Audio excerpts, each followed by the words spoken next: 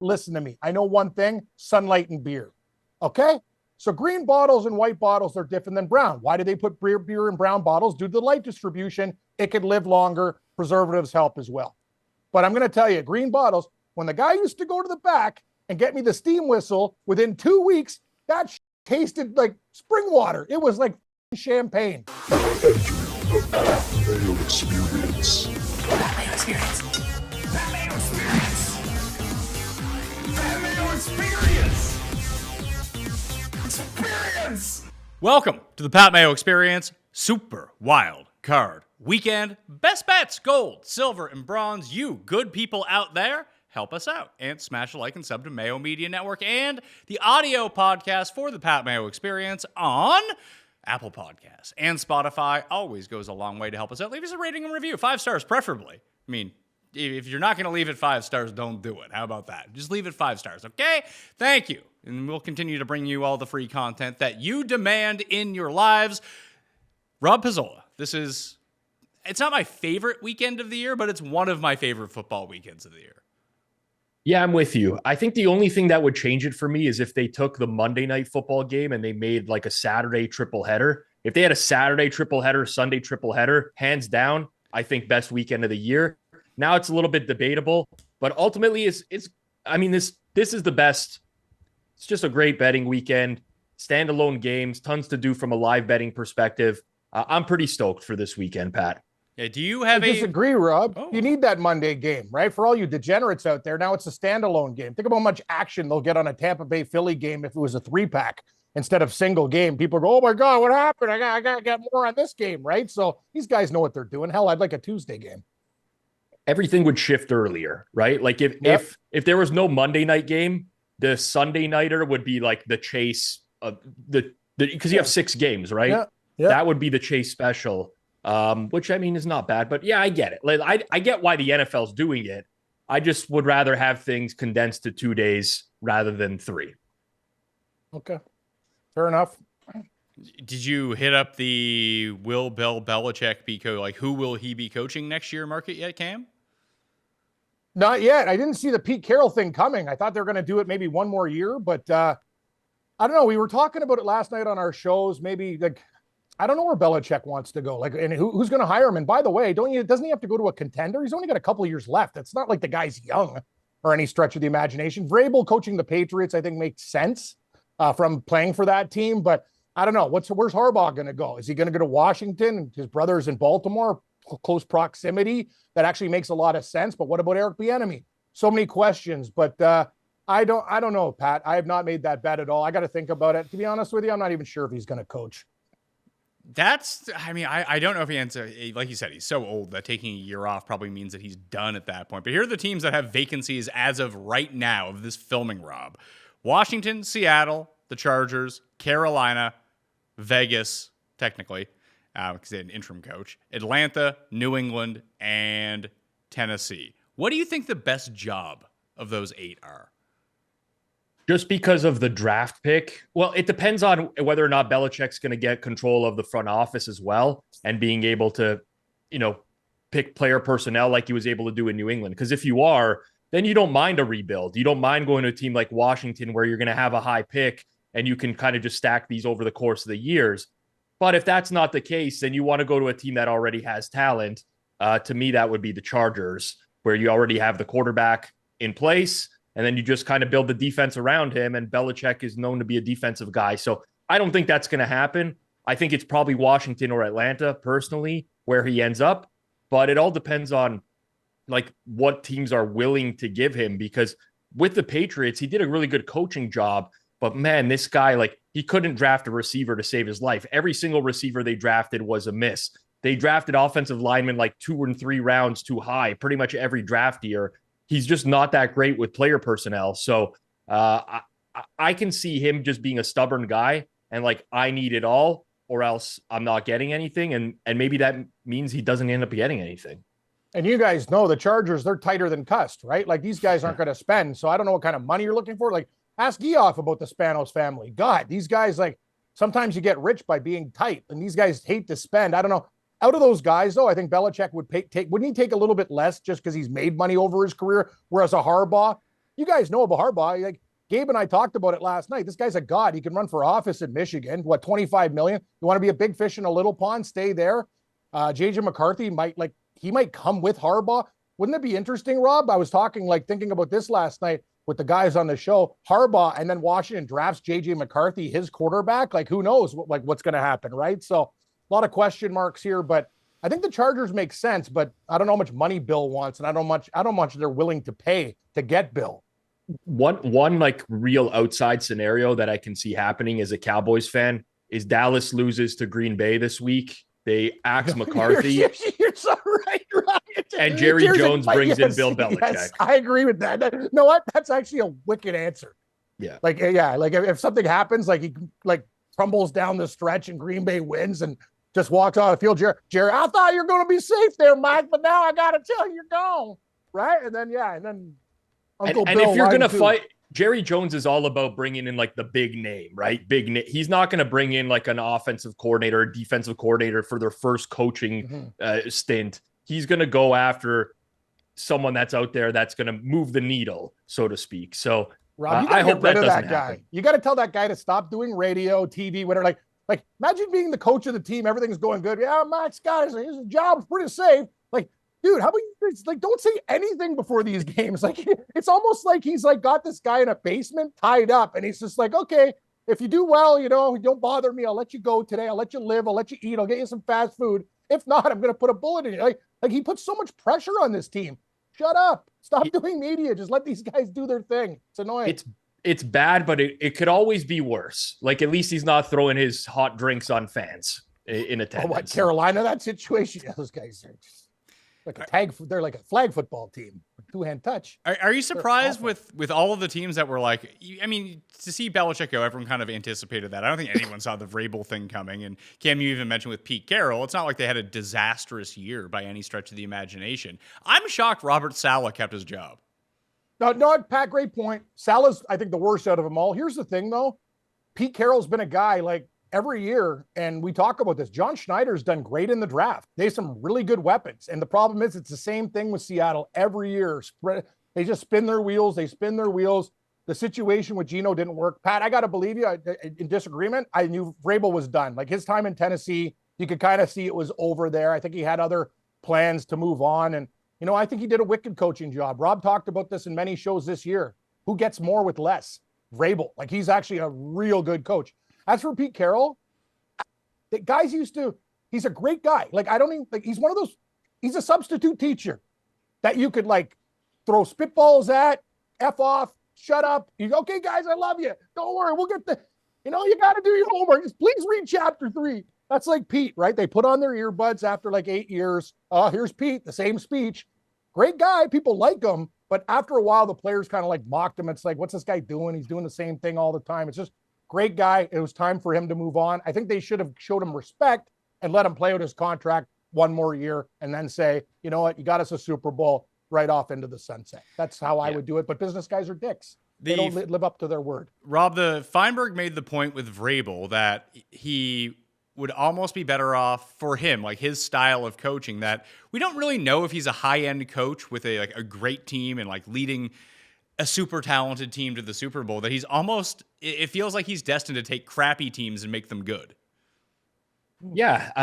I mean, he's in the Tomlin bucket for me, in that I don't know how much they're great in their in-game decision-making, but they do a lot outside of that to get their team ready to play.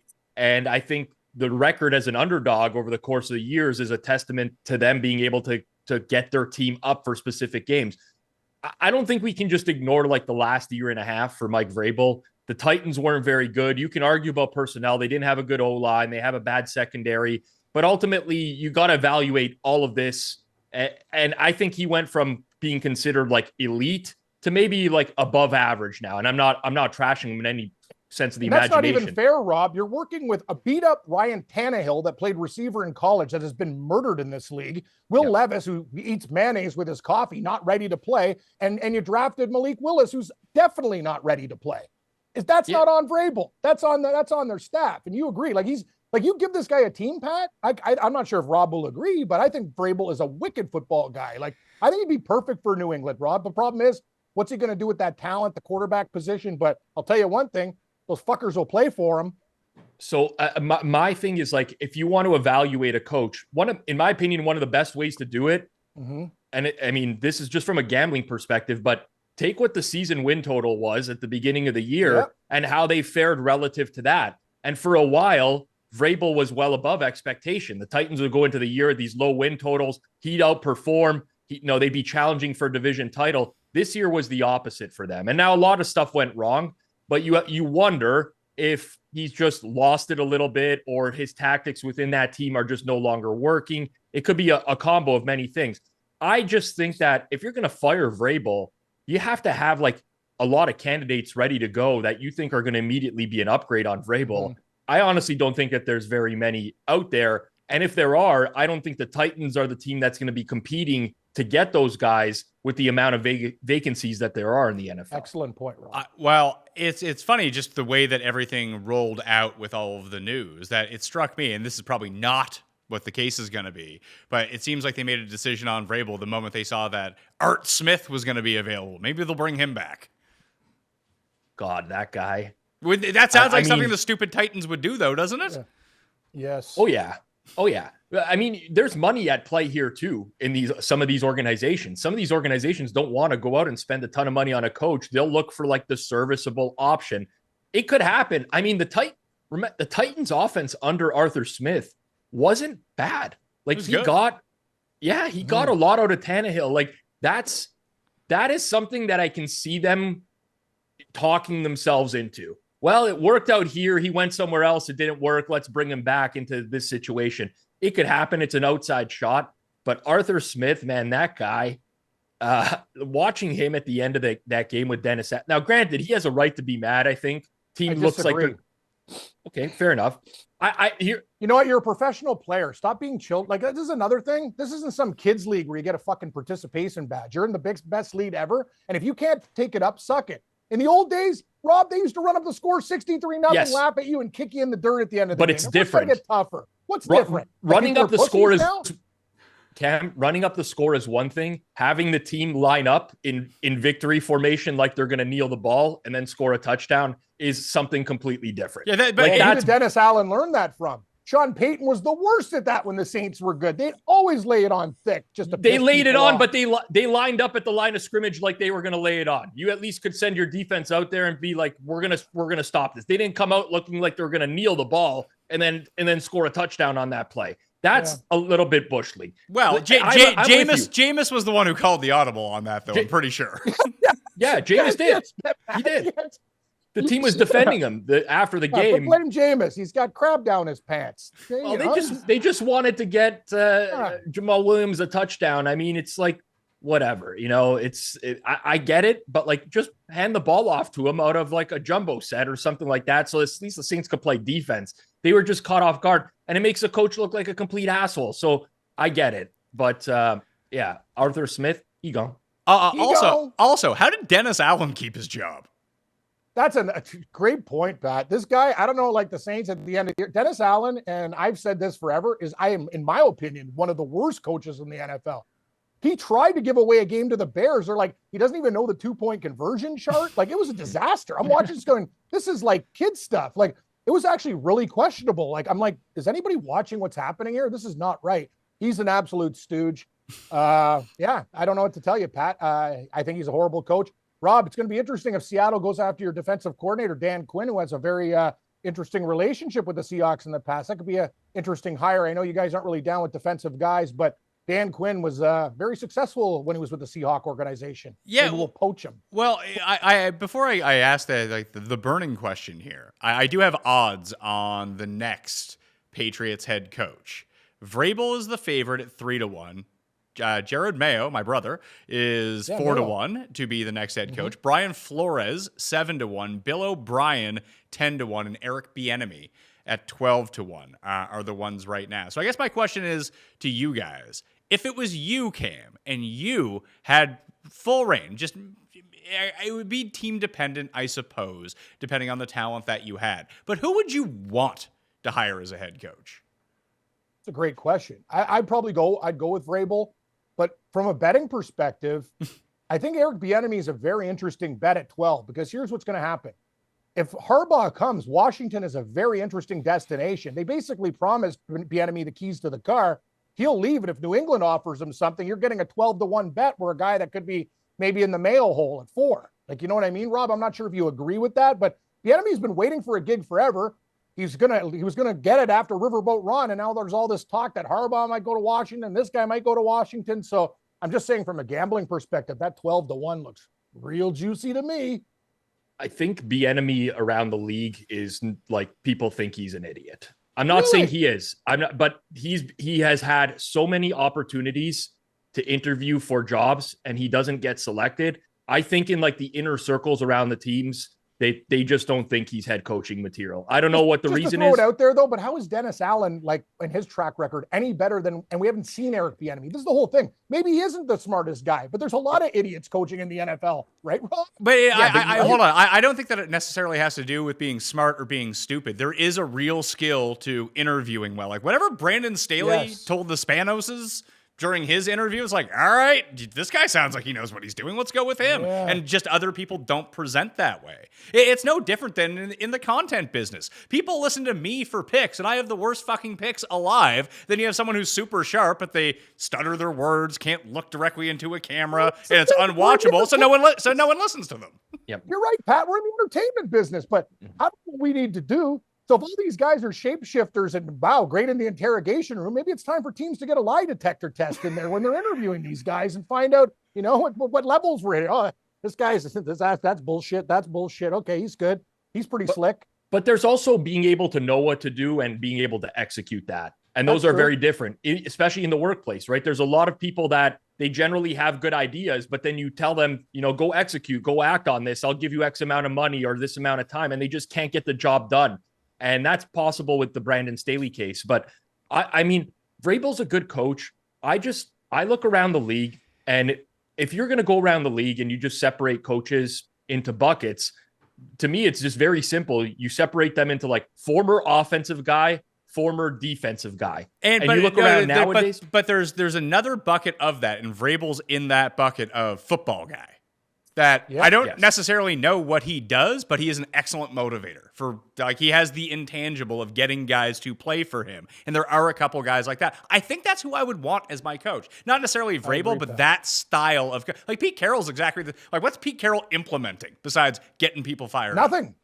No. Yeah, that's what he does. He jumps around. Wow, you're pretty spry for a 72-year-old guy. That's the same shit all the time. But the thing is, yeah, I agree with you, Pat. Like, there's nothing more. They've heard it all before. I think playing for an ex-player is something that I would really, I'll use a hockey example, like the Vancouver Canucks and Rick Tocchet, right, Rob? Like, he's the perfect man for the job. Like, he's just been there, a little bit tough, fair, but doesn't let you take days. Like, you know what I mean? He understands the plight of a long season. And it's just one of those things that you need a guy that's actually been there. Some guy walks in the room after a while. You're like, what the fuck have you done? Like, have you played in this game? Also, a part of Rick Tocchet's contract, many people don't know this, is that they did say that he is allowed to bet on the games, but he always has to bet on himself. So now he's like trying real hard. Yeah, exactly, Pat. He's up units big time. He's firing that team up at the intermission. Yep. They're down a couple goals. He knows. He does. They always come back when they're down. I'm like, ooh, Vancouver live. Rick's got him going. Come on, guys. We're plus 800. We can do this. I think Steve Wilkes or Brian Flores would be an awesome hire for anyone. I think that. The funny thing is, Pat, what have the Dolphins done with the boy genius? Might as well have Pizzola in there instead of McDaniel. It's the same team with these guys spinning their wheels. What's different? The Dolphins are the Dolphins. Half their team got injured. Yeah, the difference is exactly like their style of play. Like they were, and Cust has brought this up, and it's not a bad Cust point, that their offense is either amazing or absolutely awful on a week-to-week basis. Yep. But they have legitimately lost like 7 of their 10 best players over the past 7 weeks. Van Ginkel's out too. He was the glue that was keeping the defense together. Wilkes dealt with injuries too. Anyway, we're just going. But it's just like we talked about it before the season as it pertained to the Vikings. Now they lost their quarterback, and then they lost more quarterbacks, and they ended up starting 4. But all the talk about the Vikings coming into the year was how terrible their defense was a year ago, and the case was, one, defense isn't sticky year to year. Like, you could have a terrible defense and be league average the next year. And hiring Brian Flores, like, the guy knows how to come up with a great defense. Like, maybe he can turn that around. Like, wouldn't he be perfect for the Chargers? Possibly, but like I understand the sentiment, right? Everyone wants the Chargers to get a defensive coach because their defense has sucked for so many years. But it's a combo of the offense just not being that. You can win games purely on offense in the NFL, and the Chargers' offense is nowhere near as good as it actually should be under Herbert either. The issue I have with these defensive guys, and like I don't want to lump everyone into one basket because I'm sure that they're smart guys. Like Mike McDaniel, the DC for Baltimore, is going to get a lot of interviews this offseason because of what he's done so far this year.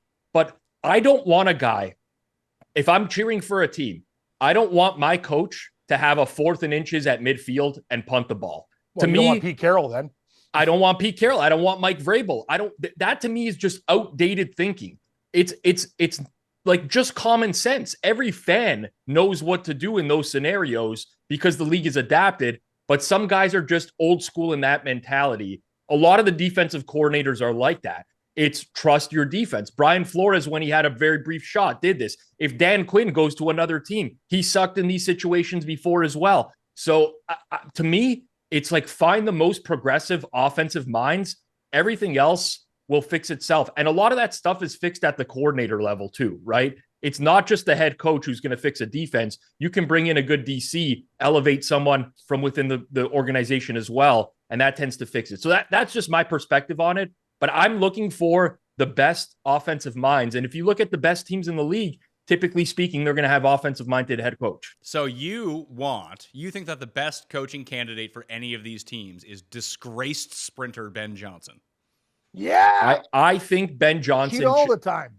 Now, he could suck. Like, I don't know. We don't know what Ben Johnson is. I've never interviewed him. I've never talked to him.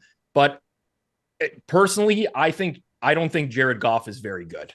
I think he's gotten the most out of that offense that anyone could possibly do. That's a guy who I think needs a shot as a head coach and bring him in and see what he can do. Personally, that would be the candidate I would target. Of course, there's high risk with that, and maybe there's less risk with Vrabel because you kind of know what he is. But for me, I'd go boom or bust and try to find an offensive mind. It's different for every team depending on the situation. But yeah, I'd love to see Ben Johnson as a head coach. I feel so bad for Ben Johnson still. His life was ruined because of something that everybody else was doing. It's so fucking stupid. Do you feel the same way about Lance Armstrong? No, I think Lance Armstrong's a prick. I like Ben Johnson. I met him. He's a nice guy. Is it because he's Canadian? He's got to do. No. Totally different. Settle down. Anyway, Ben Johnson, he got fucked. He needed to do. Hey, we've all been there. When you lose a job or something, you need money. Hey, he's pimping power drinks. I dressed up as a piece of hash. We all got our issues. We all got to pay mortgages. So, but I don't like what the world did to Ben Johnson. It was fucking bullshit. Everyone threw him under the bus. I'm still mad about it, actually. So he did too. Everyone cheated, but he still did cheat. Yeah, regardless. You're fucking right. But he's the best of the cheaters. That's the whole point. Everybody. But you know what, Cam? Maybe he should have finished second in a few races. Maybe take a third here and there. You know, well, he was getting bad advice from a lot of people. But anyway, we got picks to make with him. Well, Rob, you know he got fucked. Two other things that I wanted to bring up. I got after the Belichick news was put out this morning. I mean, listen, this is 2 weeks in a row doing this on a Thursday morning instead of the Wednesday afternoon is really helping out the content of the show. Wednesday afternoon's a good news date, Pat. I figure out it's kind of like what they do in baseball when everyone hates the Dodgers and they do the old 11:30 p.m. Eastern. Teoscar Hernandez sides with the Dodgers. Like, you know what I mean? Like nobody's paying. Oh, okay. But on Wednesday, it's like middle of the week content. Ding, ding, ding, ding, ding. Like it was huge. You're right. So what I'm saying is that Belichick was fired or at least let go amicably, apparently, on Thursday morning. So the first thing I get is a text from Cust, and he's fired up. This is the same Cust who has talked for 3 years about how Belichick is washed and is a terrible coach and is an even worse drafter. I was like, why are you happy that he's gone from the Patriots then? Wouldn't you want him to be there forever? It's really bizarre thinking. It's weird because I understand it. You're right, Pat. Like if you think a coach is terrible, you might as well want him to hang around forever. But the Patriots have beat down the Jets so many times over that era that it might just be like a relief to finally see, who you associate with the team that always beats you get out of town. And I can understand that. But yeah, it's like a love-hate type of thing with the situation because likelihood is they're going to bring in a fresh new guy That's probably going to give the Jets all sorts of problems because I think that's just destiny that the Jets are going to suffer. You're right, Pat. Salah should have lost his job. That guy reeks. Yeah, but you know what? Like politics, right? Yeah.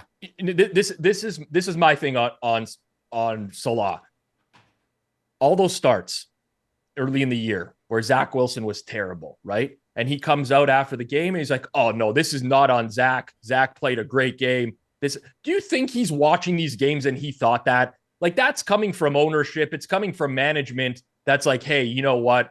Our young guy, we're going to play him. He was a company guy. He towed the line. He said, yeah, I'm going to do what you guys asked me to do. And that's rewarded in the workspace nowadays. They came out. How many times do teams come out 3 or 4 weeks before the season is over and say, our coach is safe? We're good. We're a terrible team, but our coach is good. He's coming back next year. It doesn't happen all that much in the NFL. So I think Salah is playing like his cards right, company man, and that's got him another season, but he stinks. Well, Arthur Blank came out and said that Art Smith's job was secure. Turned out that was not the case. He got so bad. It got so bad that he actually had to retract like his statement. He basically said, I know what I said. We can't do that. We cannot actually do another year with this guy. Everyone in the world can see it. Well, I mean, I might as well be able to open my eyes and see it. That it got so bad at the end of the year for the Falcons. Last thing, Cam. We had a big Cust has anxiety when machines prompt him to tip at places where he doesn't feel like he wants to tip. And he's like too anxious to press no. So he feels like he is shamed into tipping. But we were saying like, we're the most out. And this was the Spotify question of it. There were some pretty funny ones actually about where people have asked you to tip where you just wouldn't be like, what? Like, why is there a prompt for a tip on here at this service, whatever it might be? Would you tip anyone at the beer store for buying beer? Yes. Really? I would, actually. Like the cashier. Like you'd go to the beer store and be like, yeah. Yeah, well, the thing is, sometimes there's a couple brands that, like, I remember back in the day, like, they'd have those old drunks that came in and, like, you know, you go, they only get a couple cases of Brador or, like, for the old guy, you know what I mean? And they could sell them off to somebody else or whatever, but if they keep your stuff and, yeah, you know what? I would, because when I drank Steam Whistle, you have to understand, light ruins beer. And if your bottle, so I know you're laughing at me. I'm actually going to bring fact to the table. No. Just listen. I'm not Bill fucking Nye, the science guy, but listen to me. I know one thing: sunlight and beer. Okay, so green bottles and white bottles are different than brown. Why do they put beer in brown bottles? Due to the light distribution, it can live longer. Preservatives help as well. But I'm going to tell you, green bottles. When the guy used to go to the back and get me the Steam Whistle, within 2 weeks, that shit tasted like spring water. It was like fucking champagne. Then you drink the other stuff 4 months later, like, you know what I mean? Check the date.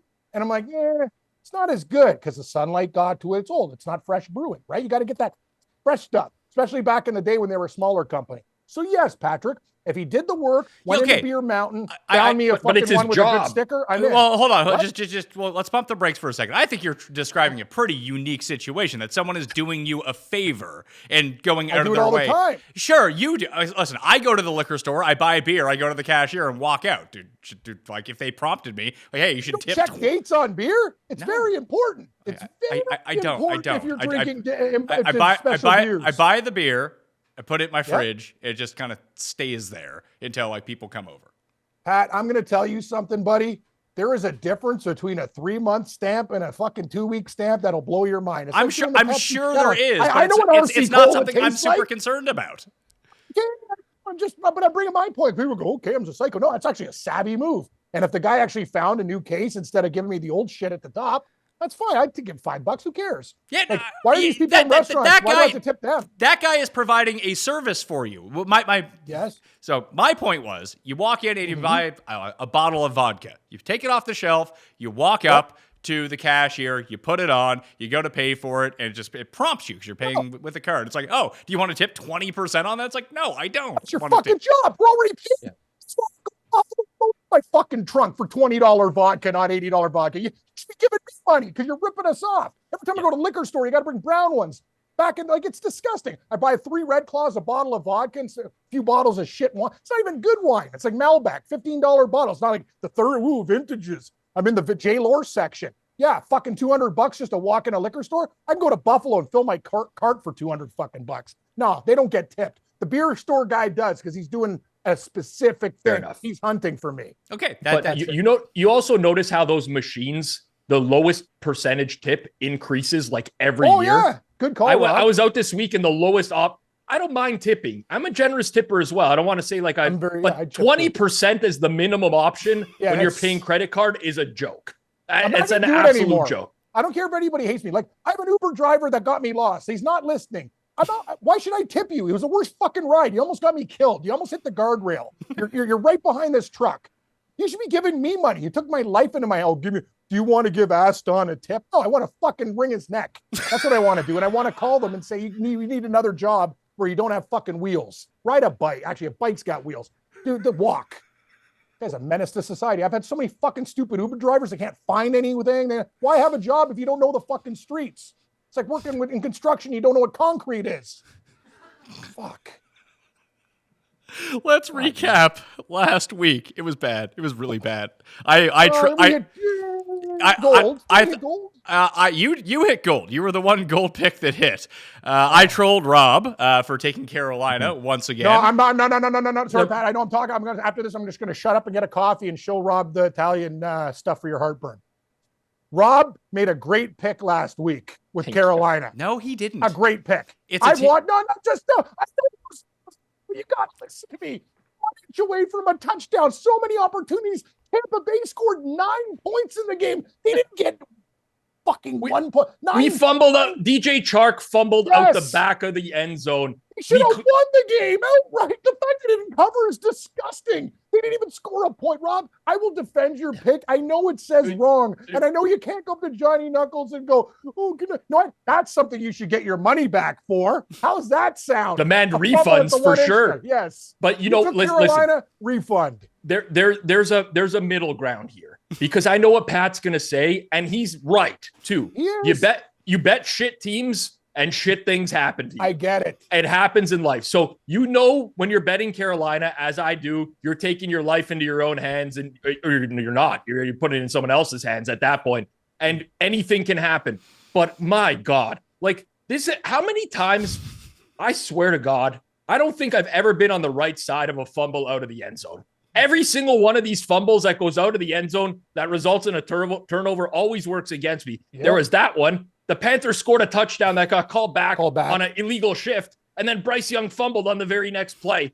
They missed a field goal. The Bucs hit a 58-yard field goal. Like, I cannot handle that. I'm glad the season is done because I would have been tempted again into taking Carolina at some point, and I'm just glad I don't have to see that team again. But there is such thing, in my opinion, as right side, wrong result. Yeah. I believe I had the right side, and I believe I got the wrong result. I agree with you. Well, there's different ways to look at that because maybe the offensive game plan, especially towards the end when the Bucs were just like, we're just going to run it every time and milk this clock because you're not going to score. Nine is good enough in this game. So the game plan changes a little bit because the game isn't as close as maybe as it should be. But you did break the record of becoming the first person on this show's history to have 2 back-to-back teams as your gold pick get shut out. Same team too.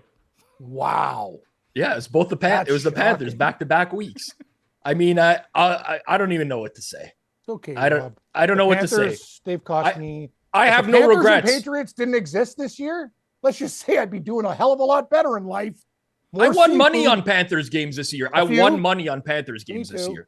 So we've also lost on the Panthers. And Pat too. Like part of the handicap was that we know the Bucs are going to run the ball a million times. That's what makes the point so much more valuable. Like that was talked about. That's what Tampa Bay does. They just do. They turtle. It's the Todd Bowles experience, right? Yep. They don't want to win by margin. They try as hard as they can to make every game close because they run the ball so heavily on first and second down.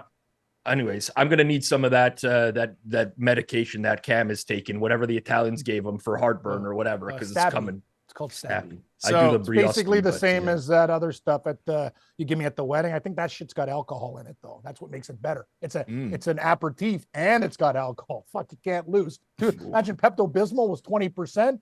Fuck, man, the alleyways would just be packed. Instead of Canadian sherry, we just have a bunch of pink puddles everywhere. People getting wild.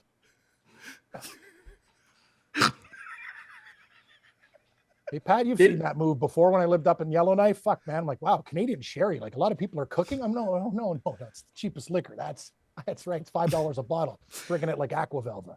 I haven't seen it in a long time, but when I was younger and living in Toronto, I used to take the TTC a lot. And the homeless guys drinking Listerine was out of, and I'm thinking to myself, I'm like, how much booze could there possibly There's be not in much. this thing? That's There's the thing. nothing. I like if you're a booze bag every day, like the amount of alcohol that's in Listerine is not even like it's not like what's it doing they for just throw up because they're just drinking Listerine. It's like they're not getting drunk. It's just disgusting. You drink a it bottle. actually That really is. You know what it is, Rob? I think Listerine is a tool to throw up and then to start the process over again. You know what I mean? With other alcohols, then you hit the Listerine and you do it again. Rinse, repeat. Well, I'd like to troll you more, Rob, but I was the only one who was 0-3 last week, so that's me. The three of us went all in on Atlanta. Bad idea. You two both went on Tennessee. That was a great idea. And Cam, you and I went in on the Bears. That was not a good idea, as it turns out. You know what it was, Pat? You know what I always tell you? And, because I write down 6, I picked the wrong 2 again. And it's going to happen, like Rob picking Carolina. I love the Giants and Bills. Yeah. I had everything ranked.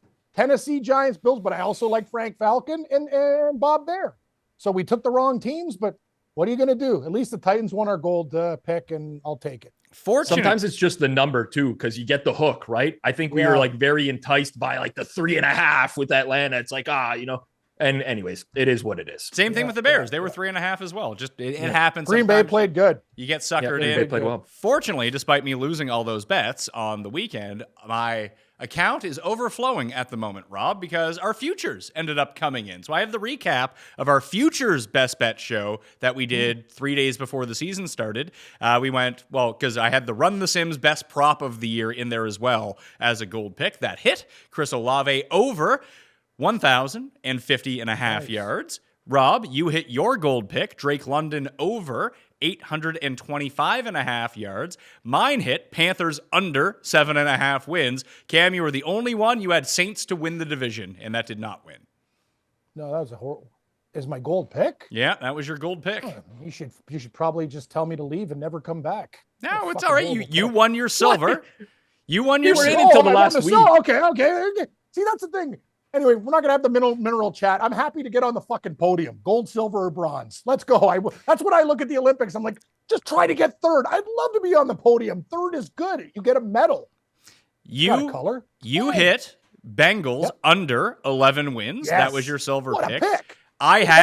I had Seattle under 9.5 wins. That hit.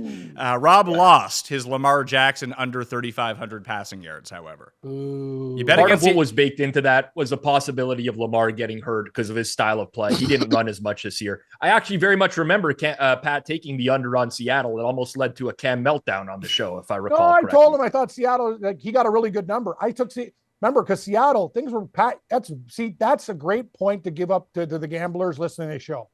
That line was 8.5, or Pat got 9.5 under. Like, shop early. And you know what I've learned? And we talk about this on all other shows. Unders are good. Mostly bad things can happen in the preseason and stuff. Some guy's not going to get better, found a new drug like Huey Lewis. No, you're going to get hurt. Look at Anthony Richardson. I can't actually. That's a bad example. Can you believe what the Colts did without Anthony Richardson?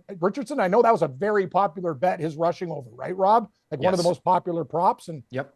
He gone. So that's what you thought with Jackson, but it didn't happen. The other kid got hurt. Bronze picks. Rob hit his Dallas to make the playoffs. It's pretty good. That was like minus 190 or something. That was really good. I said that I gave it out at a high vig, but I said it should be a lot higher than that. Yeah, I remember. Yes. So we went the other way. You gave it a high vig bronze. Cam lost his Niners under 11 wins. But here's the coup de grace and why my account overflows, like a lot of people who listen to the show who bet it as well. Tampa Bay to win the NFC South, 10-1, Cam. You know what, Pat? Makes up for a lot of things. Yeah. People talk about it. Like in horse racing, like, ooh, you lost the first 6 races. Yeah, I just won a fucking 12-1. I'm up. Like, you know what I mean? That's the beautiful thing when you take crazy prices. You said it, man. That division was flaky. Let's give Baker Mayfield and Tampa Bay all the credit in the world. This team grinded this year. A lot of people thought they were going to suck. You stuck by your guns. Good. That was actually a great pick.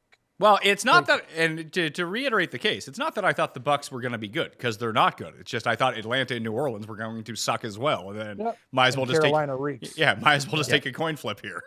So that's the way that it went. Let's try to win some money this week. What do you think about that? Yes, we'll try. We'll try. I'm a little bit beaten down after bad decisions last week, but that's okay. We move forward. Do you have any insight, Rob, to whether or not Noah Brown is going to play in this game against the Browns? Because it's looking like he's not. He's not practicing yet. Yes, the DNPs, they typically don't tell us much on Wednesday. We have to wait till later in the week. So a lot of times what you'll get, especially when someone is pretty badly injured, is DNP Wednesday, Thursday, and then Friday, we hope to see if they can get a limited practice or a full practice in. So we don't have any insight yet. Because it is a playoff game and it's do or die, I'd give his chances a little bit higher than I would typically if it was a regular season. But it seems like he is more likely to miss this game than to play this game. All right, so my gold pick, I'm getting a worse number now than I actually bet it, but that's okay because we're doing the show on a Thursday. I'm going to be Squarey McSquarerson on this one, Cam. I'm taking the Rams +3. I don't know if that's square. I don't know if that's square at all. It is the public dog of the week. Yeah. I mean, technically speaking, right? There's a lot of people that like the Rams in this game. Do you? I love the Rams. I work with everybody, every single expert, non-expert, whatever. I don't know one person likes the Lions this week. I know but this is shaping up to, this is almost, and it's not fair to the Lions because the Lions are a lot better than the Vikings were last year, but this is the exact same situation we had with the Giants and Vikings in round 1 last year. Mm-hmm. I'm kind of with you. And like, to me, the Rams are really good. Like they're really, since Kyron Williams has been back for this team, the offense is amazing. In the passing game, you're going to have like Puka Nacua on the outside against Kindle Vildor or Cam Sutton. Like that's huge edges for the Rams. The big thing for me is like, typically speaking, if I wanted to make a case for Detroit, right? Jared Goff, very good against cover 3 defenses. The Rams play a ton of cover 3. So in theory, you'd think, okay, this is a good matchup for him. But I have to think, and even though I can't quantify it, this is just like my subjective side of things. Sean McVay knows Jared Goff so well. Like you're telling me him and Raheem Morris can't put together a game plan to confuse this guy a little bit after he literally had to call the plays for him at the line of scrimmage when he was with the Rams, had to read the defense. They used to hustle Jared Goff to the line because the headset communication cuts off at like 15 seconds in the play clock because McVay had to read the defense for him. I feel like that there's just something there. And this Rams team, I know everyone wants to back them. At some point, they'll become overpriced. I don't think this is it yet. Honestly, I think them and the Lions are very, very close mirror images of one another. And I'd rather just take the field goal with the Rams right now. And that's, well, I mean, I took it at 3.5 earlier on in the week when we did the spread pick show, Cam, and bet on that. But that's where I'm at with the Rams. Just, and it's nothing. It's funny because I can see the Lions like stomping them because the Lions are top to bottom more talented. But I don't know, just is something as simple as I'd rather have Stafford than Goff. If I need someone to make a play down 4, I trust Stafford to move the ball down the field. I don't trust Goff to do that. I trust him to throw a pick. Yep. That's never been a bad strategy in the playoffs either. Like there's the years of everyone betting against Joe Burrow and the Bengals because they didn't have the greatest roster and whatever. And it's just like, well, they have a great quarterback and you know, that matters. He's going to find a way to win games. So, you know, I don't want to, I'm not super confident in this because it's 6 games. It's the playoffs. It's a really tight market, but I think the Rams are really good. I honestly do. And getting that rest week last week for most of their starters as well, I think matters. I think there's a lot of reasons to like LA this week. I get that there's a lot of people on them. Yeah. But go back to last year, right? Dallas, Tampa Bay, first round of the playoffs. Every single person wanted to bet Dallas as a short favorite in that game. And a bunch of people like, you know, basically galaxy brain themselves into taking the Bucks because the entire world is on Dallas and Dallas just rolled them. It happens in the NFL. Like the public side can win. Yes. Additionally, Cam, it'd be one thing if Detroit's defense was any good, but it sucks. Like it's as bad as the Rams defense. So just throw that out. You bring up You're right, Pat. And if you watch these games, like Mullins was tearing these guys up. The only problem is the guy makes fucking horrible decisions and will throw picks. Like, I mean, carving them up. Like, it's concerning. Like, the probably points in this game. Like, I don't know. Both defenses, I think, are going to get rocked, right? Pizzola, is it too easy to take the over? Because I could see Detroit scoring like 35 and the Rams scoring like 34, 38. Who knows? Like, it's going to be like a shootout. Yeah, because we're into the playoffs now. Sides, totals, props, whatever it is you want to lock in as your mineral, you can do that. Oh, okay. I thought it was just sides. Interesting. Now I'm getting the memo. Now let's start this next week because you kind of caught me off guard here. But if you like the over and that's your favorite one, you're allowed to take the over, Cam, is what I'm telling you. Yeah, I do like it, but I got to think. Like, it's just kind of like that, Pat. That's like you kind of like opened up a really big thing. Like it's very big. Even Cam already has his sheet where he's written down the leans. He now would have to write down the rest of them and then decide from that larger list when he gives his picks. Yeah. Well, what do you got for gold, Rob? I'm gonna take the Rams as well. That's my favorite bet of the week. For me, the big thing is just the Rams offense. Like I said, I pulled the splits with Kyron. So get rid of 2 games this year. One, the Green Bay game where Brett Rippon started, and the game last week. Just remove those from the equation because it was backups playing. But with Kyren Williams off the field this year, the Rams offense has a 38% success rate. That's very low. One of the worst offenses in the league. Very high sample too, 383 plays. With him on the field, they have a 47.8% success rate. That is an elite offense, very large sample, 559 plays. I'm not knocking Detroit here because Detroit, to me, it's just like these are very, very similar teams where the offense can be explosive and the defense has some question marks. The Rams have gotten a lot more out of their player personnel on defense this year, though. I think that's why Raheem Morris is going to end up getting some head coaching looks. But I don't think this is the right number. I think it should be short of 3. Personally, I like LA in this game, and I hope Matt Stafford sticks it to his former city. The other part about that, the Kyren Williams thing, I don't think it's just him, like to point as him as the catalyst to make everything go, because when he got hurt, that was also at exactly the same time. Stafford got hurt, Kupp got hurt again, and Puka just played through injury the entire time. And then they had their bye week, came back, and all 4 of those guys were healthy. Yeah, it's probably not as drastic as the splits suggest, but there's certain guys that just elevate the offense. Like I'm not a running backs don't matter guy, right? There's some people out there. It's like, oh yeah, running. I'm like, I don't know how you watch football and think running backs don't matter. Like the difference between Christian McCaffrey and someone else is obviously present. It's the same with Green Bay, right? With Aaron Jones on the field versus AJ Dillon. It's a much more explosive offense just because you have that presence out of the backfield. This has been the case for the Rams now. There are other contributing factors for sure. Kupp getting better as the season has gone on. But ultimately, I've been high on LA for a while now.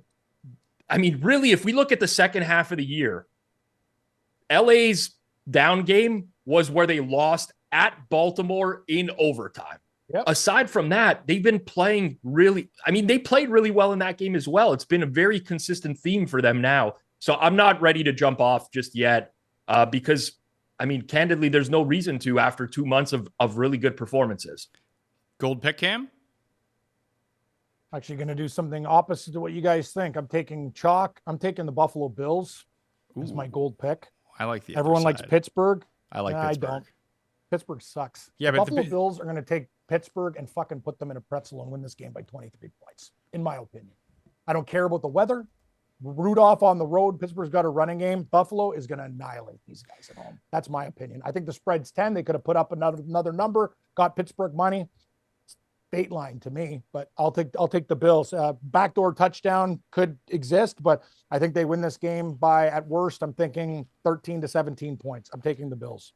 I think the more fun outcome of this game would be a Bills absolute drubbing of the Steelers, because that gives us like real stakes for Bills versus whoever it is next week. But all the Bills do, Rob, is just play directly to the level of their competition every single week. Yeah, it's like the complete opposite of last year, right? Where they would just smoke really bad teams. To me, this is all dependent on how the final weather report's going to look, honestly, because right now the total in the game's 35.5. That automatically makes Pittsburgh appealing, in my opinion, because when you have a low total, typically that condenses the game. If it's a game where they cannot throw the ball downfield and we end up with these like 30 to 35 mile an hour winds, I'll like Pittsburgh. If it clears up a little bit more and Buffalo's full offense is in display, I'll like Buffalo in that situation. But the issue with the wind and turning it into, more of like a running game, short passing game, is that it mitigates the loss of TJ Watt for the Steelers, right? Like the Steelers defense is brutal and has been for years when TJ Watt is not on the field. But in a game where Josh Allen's not taking 7-step drops to throw the ball 50 yards downfield with these types of conditions, it mitigates that absence a little bit. So I don't love this game altogether. But with the bad weather, I prefer Pittsburgh. If it clears, I think Buffalo, like if it's good conditions, Buffalo could win this game. Like they'll kill Pittsburgh. I'll just make a point. If their winds are strong, Allen's got a rifle arm. Mason Rudolph will throw up pop flies. If the conditions are tough and Allen runs, good luck stopping him. The guy's a fucking horse when he's out in the open. And now the playoffs are here. He's going to do everything he can. He's a better quarterback. You saw the second half in Miami. The minute he has to start, he does dumb shit. And then, okay, let's turn on the wake up switch. Ding, ding, ding, ding, ding. I'm telling you, I don't know. Listen to me in this perspective. If I think the Steelers score 9 points, I don't give a shit about the total. Because I think Buffalo can win 23-9. That's a cover. 20-9 is even a cover by 1. Like, I don't think the Steelers score more than 10 points in this game. Buffalo, can you get me 20 or more? I'm in. Bills, please. All right. Silver picks. This is tough because there's really only one game. I like the Texans a lot against the Browns. So do I, at Pat. home. I do Love worry. them. But as of right now, I don't know if Noah Brown is playing, and I don't know if Will Anderson is playing. And that becomes, and there's the D'Amico Ryans factor, which I think you can speak to, Rob, where if they just said, hey, Stroud, you're throwing the ball 55 times, I would take the Texans to win, no problem. But they're going to run on first down every single time for 2 yards and just put themselves behind the 8 ball. The one good thing that Stefanski has done since Flacco has become quarterback, it's like, Joe, you're chucking. And if there's a team you want to chuck against, it's the Browns and the Texans. It is. However, he has to, like, people forget Flacco's turned the ball over a lot too. It's not like he's been dynamite, but to their credit, they've been winning. They've been getting the job done. To me, this is like, in my mind, I really like Houston, but I also can see the same things you see, Pat, where it's like, okay, how conservatively do the Texans play it? Do the Browns come out and really try to throw on and attack this defense? I trust the coaching a little bit more, but ultimately, I mean, at the end of the day, it's 40-year-old Flacco against CJ Stroud. I don't want to make this all about quarterbacks, but it does matter. He's a great quarterback. There's the rookie trend, sure, whatever. You can talk for those that don't know, the quarterbacks making their first career playoff start tend to really underperform. Rookies making their first career playoff start really tend to underperform. But I don't care because Stroud is really good. And like, I'm not at this number. I haven't decided if I want to bet Houston yet. The only reason why is because I think there's a 3 that could be available.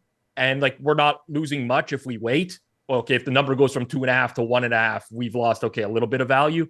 But I'm with you guys. I don't think Cleveland is this good. You want to sound like a coward? This game is a perfect teaser game. Stop screwing around with the 2.5. Like, just get Houston on it. I don't think that you're going to need to screw around with the 2.5 because in real time, looking at it on DraftKings Sportsbook right now, it's Texans minus 105 plus 2.5. So we're almost getting to the even money 120, which means trigger, it's going to be 3 pretty soon. Yeah. But to go back, because a lot of people are pointing to the game, like, we know that the Browns defense doesn't travel well on the road, especially indoors versus playing in the elements where they've been basically unstoppable, like impenetrable all season long. But the Browns went into Houston and beat the shit out of Houston, and Flacco threw 2 picks in that game. The problem was it was Davis Mills and Case Keenum on the other side of the ball who couldn't do anything with the ball. So if you just have those 2 turnovers and Stroud is playing, well, but he probably scores points on those drives. My biggest concern is that the Browns play a lot of man defense, the highest rate in the league, and Stroud has actually really struggled against man coverage this year. And that was when he had the full complement of weapons. So I'm a little bit weary of that. But you also have to account for the fact that, yes, Cleveland's defense does not travel well. They haven't the entire season for the most part. And like at some point, Stroud will make plays. He's just that guy. I can't get here. Like I can't get to this number. This is like a significant gap between these two teams. You got to give Cleveland like a little bit of a bump because they didn't play last week, or they didn't play starters last week. So they got a little bit of a rest advantage there as well versus Houston, who basically had to play a playoff game. But no, I'm with you guys. I don't think that this is. I think this is a little bit too big of a price. Do you have any info, either one of you, on what the Eagles receivers are up to? Like, are we getting A.J. Brown or Devonta Smith in this game? We might. They got very lucky that the game was scheduled for Monday instead of Saturday because it gives their guys a couple extra days to potentially prepare. Now that this number is at Bucks 3 and you have risk of both of those receivers potentially not playing, and Jalen Hurts like dislocated his middle finger on his throwing hand last week as well.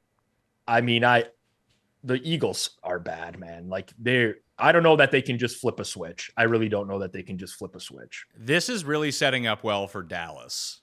If Dallas can just take care of business against Green Bay, you have this game, which the Bucks might win, and then it's Tampa Bay at Dallas in the second round. And if the Rams win, and then Rams in San Francisco, like if there's one team in the NFC playoffs right now that could probably beat the Niners, it's probably the Rams. They played a really good game early in the year at San Fran. Now the final score is not going to show that, but it was close going into the fourth quarter before San Fran ultimately got the job done. The Rams are like that to me. They're the danger team that I just wouldn't want to play personally. And like that's the situation for the Lions. It's not that I don't like the Lions. Detroit's a solid team, but the Rams to me are just entering with, I don't want to use the momentum word, but like they're just playing really good football right now. So yeah. Cam, do you have a silver pick? Not really, but give it a shot. Dolphins plus 4.5. I was actually thinking about taking the Dolphins. If you take the Dolphins as your silver, I'll make it my silver too.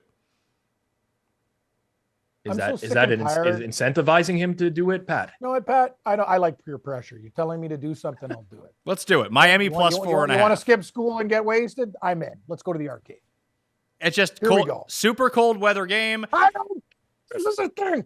It's There's overblown. players on Miami that went to cold weather schools. There are teams and guys in Kansas City went to cold weather schools. I know Tua's from Hawaii. I get it. The only reason I'm not smashing the Dolphins is their fucking injuries on defense. That's the problem. I don't even give a shit about the cold. Kansas City's got guys who can't catch the ball in the summer heat. What do you think they're going to do when a fucking frozen missile's coming at their fucking head? They're going to like, oh my God, my hands hurt. My hands hurt. Tyreek Hill, revenge game. Give me the 4.5 fucking points with the fish. Let's go. I'm so sick and tired of this Chiefs shit. Can we win a game? Can we cover a spread? Let's go. This has to be an overblown narrative, right? Like Miami it's went a stupid narrative. You remember like Christmas last year? I think it was right after Christmas. Miami went to Buffalo as like 7.5 point Skylar underdogs. Thompson, he was a third string quarterback, by the way. Does anybody remember? Oh, the Dolphins. It was like the most freezing game. They had Buffalo on the ropes. Yeah, twice last year in cold weather. Yes. One in the regular season with Tua, one with Skylar Thompson in the playoffs. I don't care. I mean, honestly, I think like the outside running game for Miami in this type of weather. But here's the thing. Yeah. Can Mike McDaniel, we saw it in that game that you talked about with Skylar Thompson. Mostert was destroying the Bills in the first round. What did they do? They stopped using Mostert in the second half. I know. What were they doing last week? What did they do last week? A-Chain was killing the Bills. What did they do? Stop passing in the second half. Good call, Pat. As long as they can just keep running the ball, I think they're going to be fine here. I'm not saying they're going to win, but this just feels like at worst, Kansas City by 3.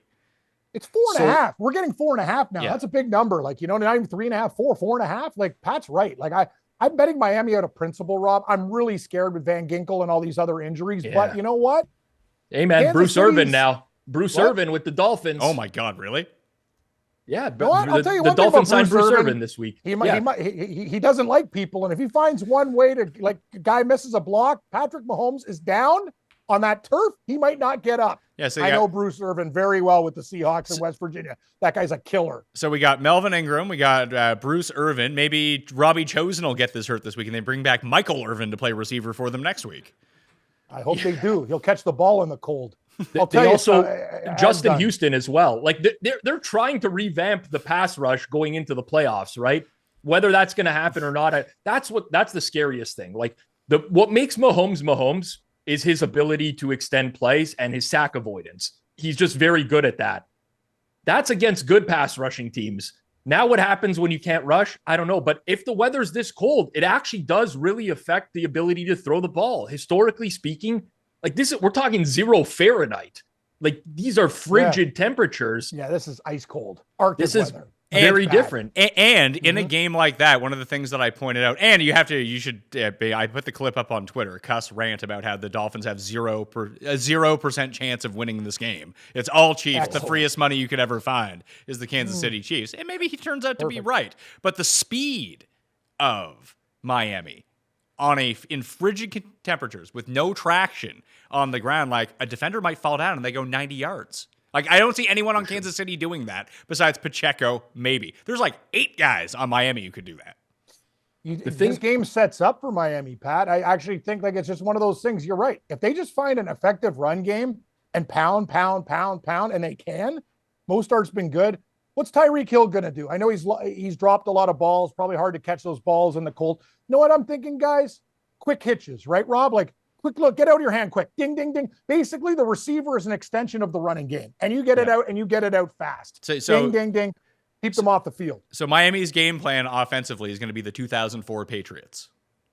Sure. Sounds good to me. Just run- cover 4.5, right? Yeah, I'd cover like the them to 4.5. win the game outright. How about I'd you? like them to win. How about you, Rob? Silver pick. Come on, Rob. I'm going to take the Packers against the Cowboys. Yeah, that was going to be my silver. I love it. Betting against your team. Fantastic.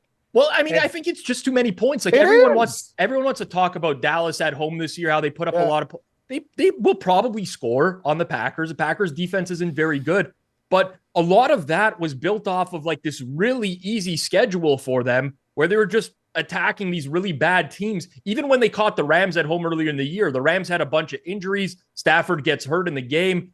Now we see them playing like some more formidable teams at home down the stretch. Seattle, close game. Detroit, close game. Like the Packers are lumped in there. So we're getting the hook basically, and we're on the other side of 7 here. I'm very much hoping that Dallas wins this game and they'll be able to move the ball, but I'm concerned about their ability to stop the run. We've seen teams, this Buffalo just running it down their throat over and over. And whether or not Jonathan Hankins plays this week, I don't know. But ultimately, the Green Bay Packers run a lot of what are called inside zone run concepts. Yeah. And Aaron Jones has a 51% success rate running those concepts. The Cowboys don't defend that very well. So there's a course of action here where Green Bay just comes out, runs the ball, keeps the Dallas offense off the field, and we end up in a close game.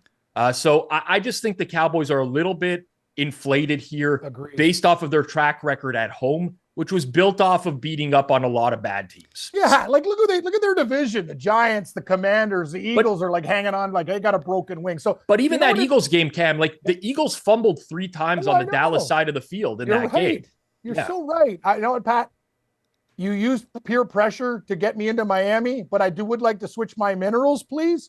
I would like to insert Packers cheese in the human form at 7.5 as silver, and I would like the other game, Miami, as bronze. I don't like when we're on the same stuff. It's bad stuff. Me and you both had the same mineral with Bears. It didn't end well. I'm a superstitious guy.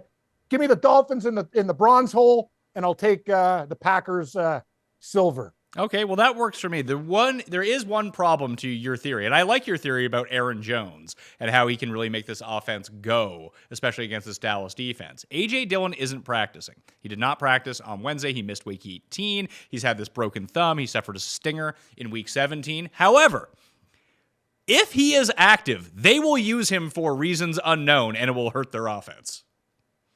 This is true. We just got to do everything we can for AJ Dillon not to play. Yeah, less Dillon, the better. But also, like, listen, there's lots of scenario, and I'm not saying I ever bet a team plus 7.5, like crossing my fingers, hoping that they can backdoor the game. But there are a lot of scenarios. Like Green Bay's offense is very good. we don't know what the wide receiving core is going to look like this week. There's a chance Christian Watson plays. They've been really beat up in their wide receiving core. They got Luke Musgrave back at tight end last week after like that lacerated kidney or whatever the hell he had. They have weapons where they're not, in my opinion, a team that's going to fall behind and just get stuck there. It happened maybe once or twice this season, week 3 against Detroit for them early in the year. But second half of the year, like Jordan Love's very impressive right now. He's a solid quarterback. And in a game where they're trailing, I'll tell you what Dallas is going to do. They're going to run. It's like the McCarthy style of play. They don't have the running back to do it, but they'll keep a team in the game if they have to. So I like the Packers here. I just think it's too many points. I can see all your arguments. I'm not betting Dallas, but I do like Dallas to smash them. I just think this. I hope so. Yeah, just to look at like who the Packers have played, especially defensively. It's been just like a bunch of really shit pass defenses for like 2 months. We agree to disagree, Patrick. But Rob brings up a good point. If you watch the Green Bay Packers and their efficiency versus Chicago, like they look so. But Chicago didn't have any pass defense. They didn't have Jalen Johnson, the best corner in the league this year. It's still I'm just saying. Hey, Love can't put these guys on the field. All I know is in big situations, he carved them up every third and long, guy open, like on a slant. You're right. The Bears defense was brutal that game, but the guy is growing as a quarterback. He's getting more confident every week. This team, let's remember one game earlier on in the year too. And I don't think this should be like just, dismissed. On Thanksgiving, they went into a good environment in Detroit and kicked the living shit out of the Lions. Yes. Let's remember this game. I remember at a bar, a guy's crying. He's got a suicide. Oh my God, Detroit, they're losing outright. I'm like, yes, they are. Green Bay came in there and just absolutely played a perfect game. Rob, do we not have good conditions? There's no snow. There's no nothing. Green Bay's almost like, I don't think they give a fuck if it's cold or carpet or whatever. They're fine. Love's getting better. Jones is going to be a huge part of this game. And these receivers, look at Reed, the kid from Ole Miss. He's getting better all the time. Like all their guys, Green Bay seems to be a team that is exceeding their expectations. Before I thought they were an average team. Now I think they're pretty good. I think they can compete. I think Dallas wins this game by like 3. The only thing with the Cowboys pass defense as well, I actually don't think the Cowboys pass defense is great. They have some great players, but they also give up explosive plays because they cheat a lot. And Jordan Love throws the ball downfield a lot, and he does it very well. So I do think that there's some explosive plays to be had here. I honestly wish his total was just a little bit lower, and I would really like the over. But I see this as a fireworks type of game, and I think Green Bay's offense is going to have success, generally speaking. So to me, 7.5 is not the right number. I'm like between 6.5 and 7. I think that's enough to get me there on Green Bay. Hopefully Dallas wins a close game for me. I'm taking Pittsburgh plus 10 as my bronze pick. Just like Rob said, enough. Low total could be, even if it's optimal conditions, the Bills will find some way to make this close. Like it's the perfect kind of two teams to play a close game that's not actually close when you watch it, is how I would probably describe it. Because the Bills will do everything to fuck it up and like win at the last second or something like that. And Pittsburgh just, they'll block a punt for a touchdown. Something weird will happen in favor of Pittsburgh because it happens. Just Deontay Johnson will be behind the defense for 90 yards somehow. It's like, it turned out he like came off the sidelines, but like no one noticed kind of thing. Like they have just weird voodoo. I don't think they're going to win, but they could win this game. How? Is Sean McDermott fired if the Bills lose this game? Yes. Yeah. He is. There's no terrorist attacks that he can bring up after the game to motivate the team anymore. He will be out the door very quickly. All right. So Pittsburgh. Hey, Pat, you know what? I don't mind you doing that. We got guaranteed win on the show. So, we can't go perfect with minerals, but we also, unless it's a 10 and a total push, they win by 10. I guess that's kind of a situation. But the voodoo factor is worth at least a couple points for the Steelers. I don't know what's going to happen in this game. They're done. But it's maybe the Bills just all come out wearing the wrong type of cleats. I've seen that happen before. Everyone's slipping everywhere all over the field. They might screw it up like that, but I think the Bills are just due for one of these games where they get it right and don't keep a team in there and don't let Skylar Thompson do well and don't play down to the level of your competition. I'll tell you one thing. If there's wind and Rudolph's throwing that ball, I hate to say it, Mason Rudolph, you've been a nice story. Get the ice bath ready, buddy. You might not get up after some of these hits. I see Pittsburgh's offense. I know they're going to hand off the ball. The Bills know what they're going to do. Obviously, they have to run Harris and Warren. Like, I think Mason Rudolph is going to get a rude awakening this week. He's been a great story, but not on the road in Orchard Park in those conditions with a bunch of drunk Bills Mafia fans. Huge home field advantage. I haven't seen anything in terms of like. There's just a lot of props around because I was waiting to see what the Mahomes rushing prop was going to open at and just smash the over on it, but DraftKings hasn't dropped it yet. But the prop sniper at the moment for the props that are currently available, like Donovan Peoples-Jones under 7.5 receiving yards as its best bet.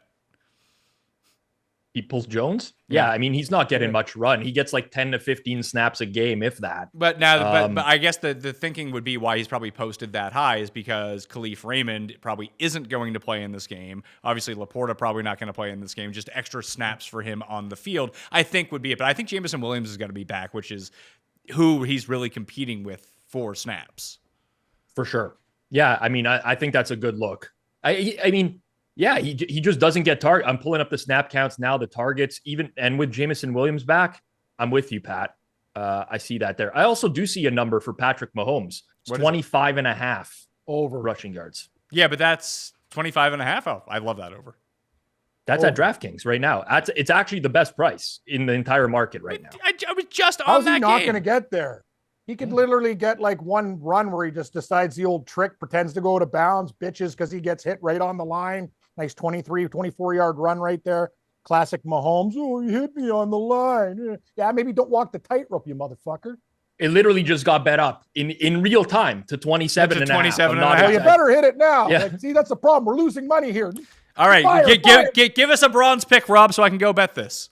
Yeah, seriously. Okay, I'll end with the Bucks. I like the Bucks +3. I wish neither of these teams was facing each other so I could fade both of them in the first round. Unfortunately, they're playing one another.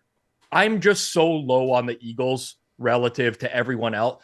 Like I think people just think like, boom, they're going to flick a switch and turn it on. Their defense is an embarrassment.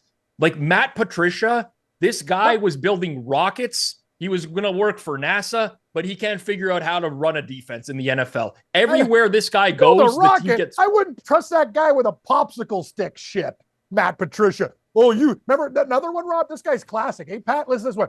Oh, you guys, I think you should show up looking better. Meanwhile, the guy's got a chicken bone and crumbs in his beard. It's like, shut the fuck up, dude. You're telling me that these guys got to clean up? You look like you're rolled out of a ditch. Beggar, like this guy's cutting up other people, Rob. He's like, oh, at the press conference, you should look this way and stuff. Have you ever seen yourself, dude? There's like flakes in your beard, man. Yeah. Like, guy's a clown. I'm with you. And that's exactly why I'm betting against him. Like the defense in the last 6 weeks of the season, Brutal. It was second worst in the league in EPA and success rate. The only team that was worse was the Washington Commanders, who traded away their pass rushers and had 3 cornerbacks on IR to end the year. Yeah. So I get it. I understand that at one point in this year, the Eagles would have went on the road and they would have been a touchdown favorite at the Bucks. We're not at that point. We're at the point where the Eagles can't stop anybody. Their offense is now all of a sudden a huge question mark. They had a game last week where they could play to win the division. It was 0-0 in Dallas against Washington. The Eagles got curb stomped in the first half by the New York Giants with nothing to play for. They're just a mess of a football team right now. So you got to dodge the Bucks are going to be in the same boat as the Texans, right? Early down running. Hopefully they can find some success. I don't know how healthy Baker is. He's dealing with a rib injury. He was hobbling for half the game last week. He honestly got away with a couple interceptions against Carolina as well that were dropped. But Eagles to win by margin is a no-go right now in the NFL, in my opinion. I'll take the Bucks +3. Let's build a teaser out before we get out of here. I think I built it based on what we've said the entire way through. So how does this sound as a 6-point, 3-game teaser? Tampa to 9, Houston to 8.5, Pittsburgh to 16. Nope. Don't want Pittsburgh. Okay. How about Houston to 8.5, Miami to 10.5, Packers to 13. No, I'm not putting the Packers in this. See, now we have a problem. I'm still meeting you on Buffalo. I'll take Buffalo out. You take Green Bay out. We have to talk through this. I think. Yeah, we're friendly. How about Tampa? How about Tampa, Houston, Miami? Sold. Because I like the Rams to win the game, Rob, but I don't like teasing them to 9 because they could get blown out. I agree. I don't like teasing the Rams. I don't like teasing the Packers. I like the Packers spread, but there's a range of outcomes where they just get blown out. Murdered. Yeah. Yep. I would honestly, this is really weird, but I'd rather tease Dallas in that game than tease Green Bay. I would agree. I'm more confident in Dallas winning than I am Green Bay not getting blown out. But I'm good with this teaser. I like the 3 legs that we got. Yeah. I mean, Houston does worry me a little bit. Just Stroud, rookie, shows up. We'll be okay there. We'll be okay. They'll come back. Like Houston, I don't know that Cleveland has the blowout potential. Ooh, I they mean, can post can points, happen. man, because they can post can. points because they take shots. So when they score do. big. Njoku, anytime touchdown. That's Flacco's guy. That is his guy. He loves him. And Njoku's a great player, man. Yes, he is. Monster. For a guy that I worry almost burned about his him. face off this year. That's what I worry about Njoku. Once he gets, like, the thing about Houston is this guy, the minute he gets balls early, it's going to be a long day. They got to keep this guy out. Try to, hopefully they don't get him some touches early. You know, he'll still do his thing, but if he gets touches early, that's a disaster for Houston. He's going to get hot, and that's a big problem for him. I just bet Mahomes over 27.5 rushing yards minus 110. I think that there's a case that you bet Mahomes, Pacheco, Achane, and Mostert if he plays all over rushing yards and see what happens. What's Allen Same for game. Buffalo? I think he's. I know. gonna run for I was just thinking like same 100. game parlay those together. Just be like, If you get a scenario where Mahomes has to kneel out the game, Pat, I'm sorry, but your bet is toast because he takes like 8 Oh, yeah, he yard moves back 4 8 yards. yard kneels Yeah, backwards. Say, come on, dude, figure it out. Just go down. One. Just take the 1 yard loss like everyone else, but I mean, this is a trend that people will see, and you can go back and look at it the past few years. Quarterbacks that have any sort of mobility run way more in the playoffs. 100%. Yep. The game, everything's on the line now. It's the same with Josh Allen. They protected Josh Allen for the vast majority of the year. Now it's like, okay, we need to win, or else we're not going to make the playoffs. And all of a sudden, he's using his legs again. So I agree with you. I think those are often mispriced because you're using the season log data. A lot of times, the quarterbacks in this regular season just want to stay healthy for the year. It's not their goal to pick up as many. You know what? What's Allen's? Allen's is probably tell you like now. 800 or something like that. But Yeah, I don't care. I'll take it. like even someone like Stroud. Like Stroud actively tries not to run. He pulls the Russell Wilson where he just buys time, which in theory is strange because he's not good against man coverage, and that's like the perfect way to beat man coverage is just extend the play, wait for someone to get, and maybe that's shifted throughout the course of the year. But maybe I'll play this parlay. I'll go Stroud over. I don't even know what the numbers are, but just in my mind, Stroud is 20. Rush yards. 9.5. Yeah, so 9.5. I love that. 120. So Stroud over, Mahomes over, Allen over, Dak over, Love over. Those 5 together. That probably pays like Allen 30 is to 1. 38.5. Allen seems Are low. you kidding me? 38.5. Oh, God help me. That sounds like a trap. I put it at 52. Like, what 38? But like those 5, I mean, Okay, anyway, we got to get out of here and make some bets. That Stroud number is actually really good. Yeah, I'll one up you 20? too. So wait a minute. Jordan Love here is very small. Jordan Love is 7.5 rush yards. Yeah, well, he hasn't been running.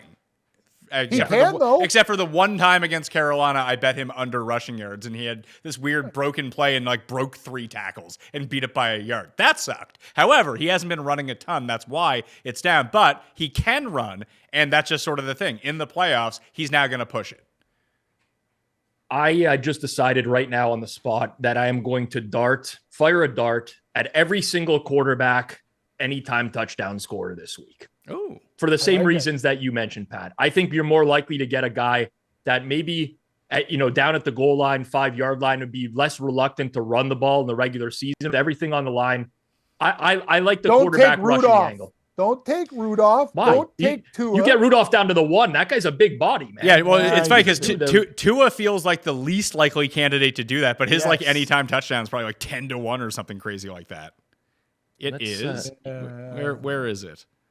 Tua anytime touchdown is 11. No offense. Goff probably won't get there. Stafford probably won't get there. Stafford can run. Stafford can run. He can run. He's a tough SOB. I love Matt Stafford. I'm just saying, though, like the guys I would probably think, like, who do you think? Allen, Mahomes? I bet 2 years ago, I bet Matt Stafford anytime touchdown in the Super Bowl and he got a quarterback sneak from the 1 and got stuffed, and then Yep. they ran the ball to the running Yeah. back right Yep, that's afterwards. it. That's All what right. happens, buddy. That will do it. Super Wildcard Best Bets, Rob Pizzola at Rob Pizzola on Twitter, thehammer.bet, and check out all of his football content and all of the Hammer's football content on the Forward Progress YouTube channel. You can catch Cam at Cam Stewart Live and at sportsgrid.com for all of his shows. For me, it's the PME. The Listeners League on DraftKings is now open, so hit the description, smash the like, sub to the channel on the way out. Okay? Thank you all for watching. I'm Pat Mayo. I'll see you next time. That Mayo experience. Experience.